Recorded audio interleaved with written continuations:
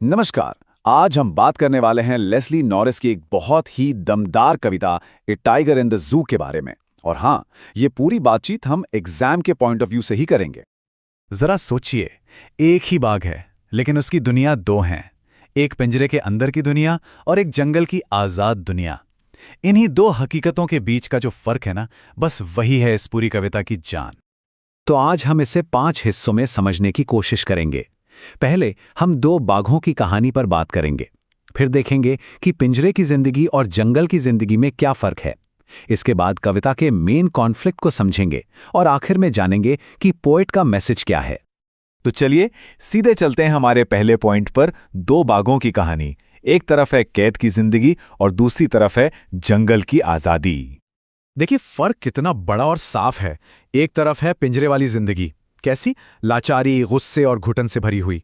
और वहीं दूसरी तरफ जंगल की असली जिंदगी, जहां सिर्फ आजादी है, जबरदस्त ताकत है और कोई डर नहीं। चलिए अब जरा और अंदर चलते हैं और देखते हैं कि पिंजरे के पीछे उस बाघ की दुनिया असल में है कैसी। चिड़ियाघर में उस बाघ का दिन कैसा होता होगा? हर दिन एक जैसा, बिल्कुल एक जैसा।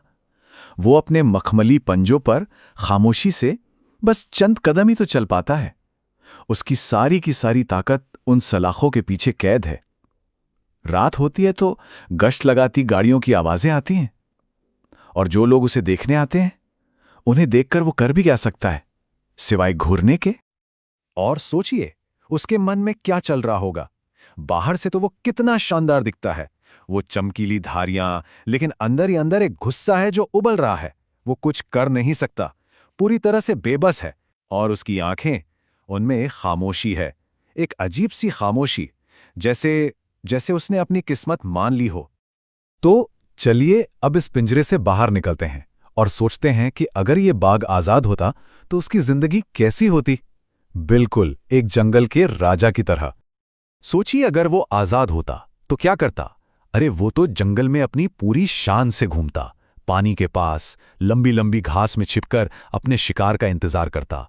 और हां, कभी कभी जंगल के किनारे जो गांव है ना, वहां तक जाकर अपनी मौजूदगी का एहसास भी कराता। अरे भाई, यही तो उसकी असली पहचान है कि नहीं? वो मोटे ताजे हिरण का शिकार करता, अपनी असली कुदरती ताकत दिखाता, और उसकी सिर्फ एक दहाड़ से गांव वालों के दिल में खौफ पैदा हो जाता। वो एक शिकारी है, कोई शोपीस थोड़ी है। तो ठीक है, हमने दोनों तस्वीरें देख लीं, पिंजरे की भी और जंगल की भी। तो अब बात करते हैं कविता के सबसे जरूरी हिस्से की, इसके सेंट्रल थीम की, यानी इसके मुख्य संघर्ष की। देखिए, इस कविता में कैद का मतलब सिर्फ लोहे की सलाखें नहीं है। नहीं, कैद एक ऐसी हालत है जो किसी जानवर से उसकी शान छीन लेती है, उसकी ताकत छीन लेती है, उसका जो नेचुरल बिहेवियर है, मतलब कि उसकी पहचान ही छीन लेती है। ये जो टेबल है ना, ये इस फर्क को और भी साफ कर देती है। जरा देखिए, मूड की बात करें तो पिंजरे वाला बाघ गुस्से में है, लाचार है, जबकि जंगल का बाघ एकदम निडर और आजाद। एक्शन, एक सिर्फ खामोशी से घूर रहा है और दूसरा हिरण का शिकार कर रहा है। और ताकत, एक की ताकत सलाखों में बंद है और दूसरे की ताकत से पूरा का पूरा गांव कांपता है। तो फिर इस पूरी कविता का सार क्या निकला? इसका जो सेंट्रल आइडिया है वो है आजादी और कैद के बीच का टकराव। और याद रखिए, एग्जाम के लिए ये पॉइंट सबसे ज्यादा जरूरी है। चलिए अब हम आ गए हैं अपने आखिरी हिस्से पर, और ये बहुत जरूरी है। कवि का मैसेज क्या है, वो हमें क्या बताना चाहते हैं? और ये बात सिर्फ एग्जाम के लिए नहीं, हम सबके लिए सोचने वाली है। कवि का जो तर्क है, जो आर्ग्यूमेंट है, वो बिल्कुल सीधा और साफ है। पॉइंट नंबर 1, जानवरों का हक आजादी है, कैद नहीं।